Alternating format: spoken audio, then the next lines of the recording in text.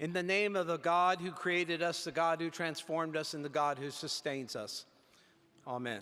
Please be seated. On the southern edge of Amarillo, just to the side of the Canyon E-Way, a curious statue appears. You may have noticed it to your right while driving north. The statue consists of two legs on a block. For years now, someone has painted white tube socks on the legs. If the Playa Lake does not surround the statue with water, and you take the time to stop, you can read the plaque that resembles a Texas highway historical marker. It reads, in 1819, when on their horseback trek over the Great Plains of New York, Percy Bysshe Shelley and his wife Mary Shelley, author of Frankenstein, came across these ruins. Here Shelley penned his immortal lines, Ozymandias. I met a traveler from an ancient land who said, two vast and trunkless legs of stone stand in the desert.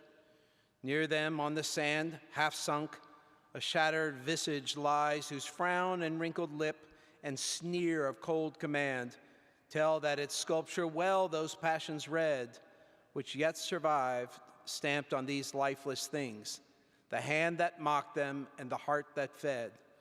And on the pedestal these words appear, my name is Ozymandias, King of Kings. Look on my works, ye mighty, and despair. Nothing beside remains. Around the decay of that colossal wreck, boundless and bare, the lone and level sands stretch far away. Now the plaque continues. The visage, or face, was damaged by students from Lubbock after losing to Amarillo in a competition. A stone cast of it will be replaced when it is ready. The original is on display now in the Amarillo Museum of Natural History. Souvenir hunters have scraped off the bottom of the pedestal, but archaeologists have determined it was as Shelley described it. Now, Shelley's poem on the plaque is real, but the rest of the words on the plaque, as well as the statue, are modern artistic jokes. Shelley's inspiration came not from a fictional journey through the Texas Panhandle, but from his reading an ancient Roman historian's description of a statue of Ozymandias, more commonly known as Ramses II. On Ramses' statue, reputed to be the largest in Egypt, the Roman historian reported an inscription. This inscription was similar to that in Shelley's poem. King of kings, Ozymandias am I. If any want to know how great I am and where I lie, let them outdo me in my work. If this statue of Ramses ever existed, neither it nor the inscription have survived. I read the poem Ozymandias as part of my 9th grade religion class. We were studying the Exodus story. Despite the warnings from Moses, despite the plagues, Pharaoh believes himself to be all-powerful, greater than Yahweh.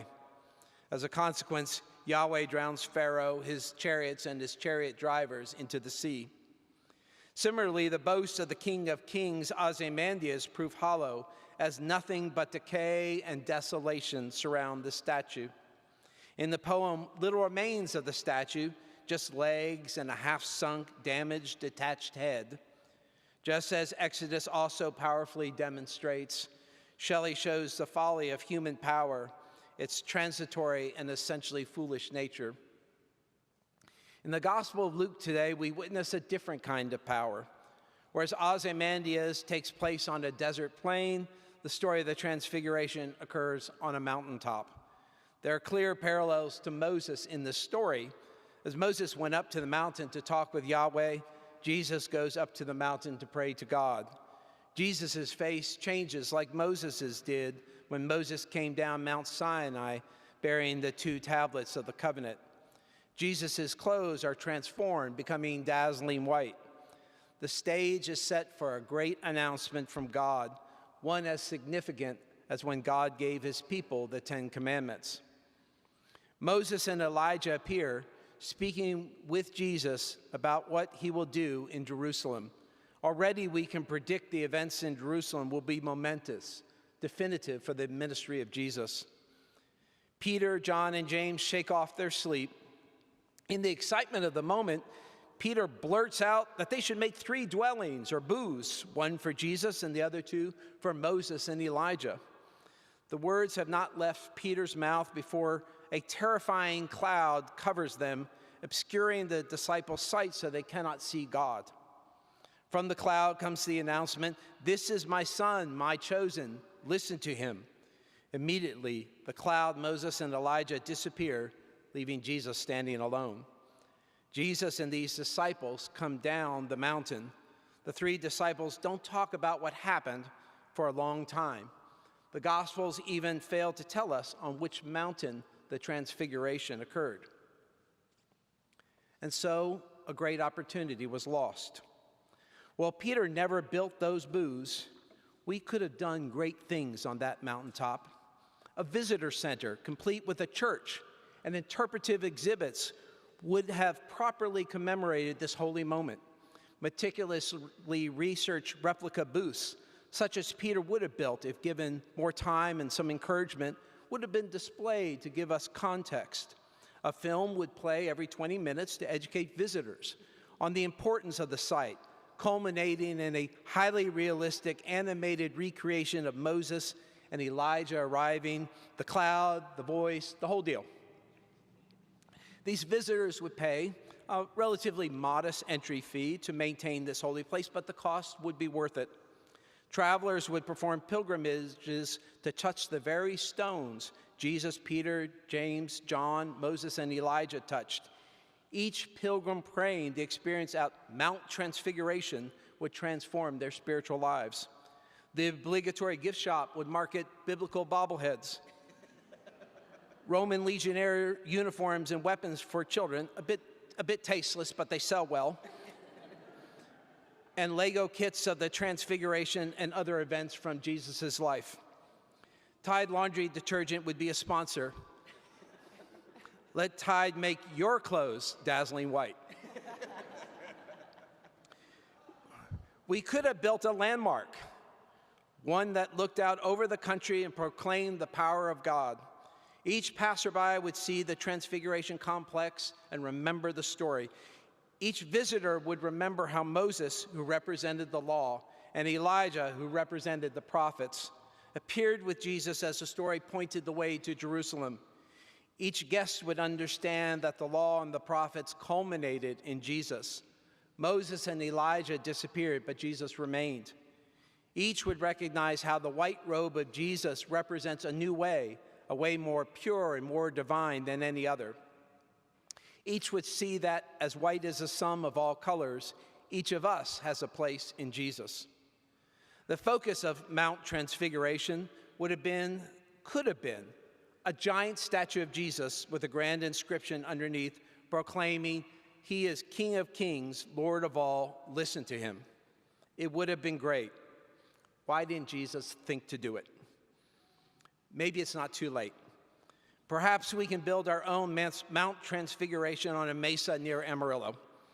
Like Ozymandias on the plain, we just need a good storyline for how Jesus, Peter, John, and James got to the Panhandle around the year 33 of the Common Era. I joke, obviously, but I don't kid by much. Look around the Holy Land and see all the sites named in the Bible or fixed by tradition that are overgrown with churches or other holy buildings. Each becomes a focus of pilgrimage. Each promises the visitor a closer relationship to God. The focus is on the location, getting there, being there, experiencing the spot. The story of Jesus casting out the demon and the man's son shows the disciples still did not understand Jesus' message. Peter wanted to hold Jesus to the spot with the 2 great figures of the Hebrew Testament. We too want to hold God to a spot. We love our churches. We love our holy sites. We search for those thin spaces where we can almost cross the boundary between earth and heaven. We draw strength and comfort from these places as we draw strength and comfort from other physical objects. But God does not act in buildings, in memorials, in statues, no matter how important those structures are to us. Physical objects become like the statue of Ozymandias, immovable, imperishable, and immortal until their inevitable displacement, decay, and destruction. Our faith in the physical is misplaced, as was Ozymandias' faith in his memorial and in his power. God acts in relationships. God acts in service. It is in relationships and service that we see God's power. As we see in the healing of the boy in today's gospel, Jesus takes, heals, and returns. That is his pattern. He gathers to him what is broken, repairs it, and sends it back into the world to begin its new ministry. That is what separates him from Ozymandias and from the rulers of past and present. Jesus does not act in monuments to his self-glory. Jesus does not erect temples to his own magnificence. That is the way of Caesar. Jesus surrenders to a death on the cross. That cross becomes his glory. That cross represents his relationship and service to us. As the hands and feet of Christ, we are called to make Jesus alive in ourselves, to follow him, to emulate him. We are called to gather to us what is broken, heal it, and send it out to carry on Christ's work in the world. We can perform miracles, maybe not in seconds like Jesus, but over time we can heal others. The healing may require listening, being patient, being present, allowing others a safe place to conquer their own demons. Our miracles may require giving guidance or finding connections to resources. Sometimes our miracles may require direct help, often more than one time. On occasion, we can heal with a mere physical touch, an acknowledgement that the wounded person has value, is a child of God, no more and no less than we are, no more and no less than the rulers and billionaires of this world. If salvation were only about having the right belief, surely Peter, John, or James would have healed the son possessed by the demon. They heard the message from the cloud. What held them back was they did not yet understand that salvation comes from service. This is what Jesus shows in the miracle story. Take what is broken, heal it, send it back into the world to live out its own ministry. We call others to Christ by the way we live. We can say we are Christians, but they will know we are Christians by our love. Can we love our neighbors, our enemies, as ourselves? It is a huge request.